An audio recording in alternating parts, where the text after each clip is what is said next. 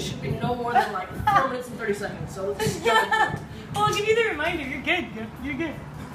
Our lives are basically an act of retention. We are everything that has ever happened to us, every experience that has left something in us. We are everything that has ever left anything to remain.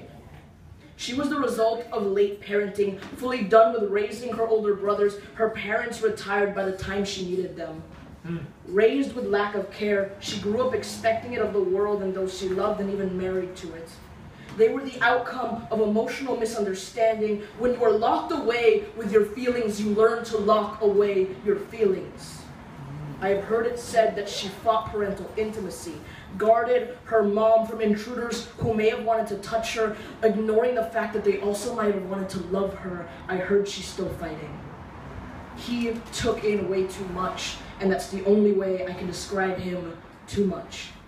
Everyone is a continuous act of retention, things we won't let fade. We mask the markings that others have left us with coats of paint, hoping that this distracts from the reality that it is still there. It could easily scratch the surface to reveal what someone had maliciously left there. We don't let go of what we cover up. In fact, it only makes things harder because now we have something holding this blemish in place, not allowing it to leave. He never allowed me to leave my ball and chain. The first person to convince me that I could get married and have kids, and by that, I mean he made me feel obligated to him. How toxic it is now to remember how happy and proud he was to see me surrender and say I'd have his kids.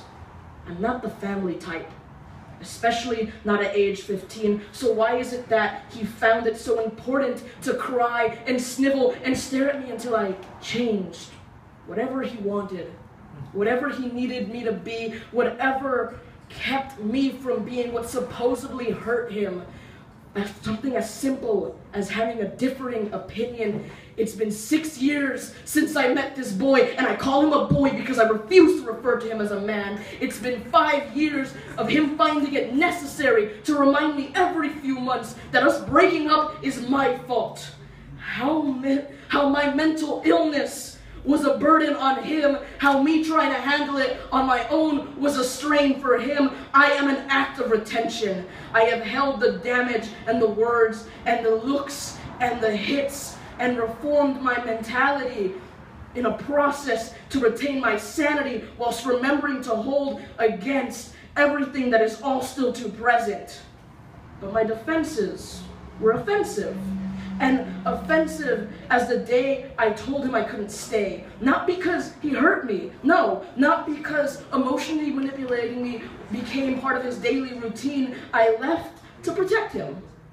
I left because he taught me that I was his biggest burden, that I was his biggest fear, which ultimately means my independence was scary and something that I wished I had retained.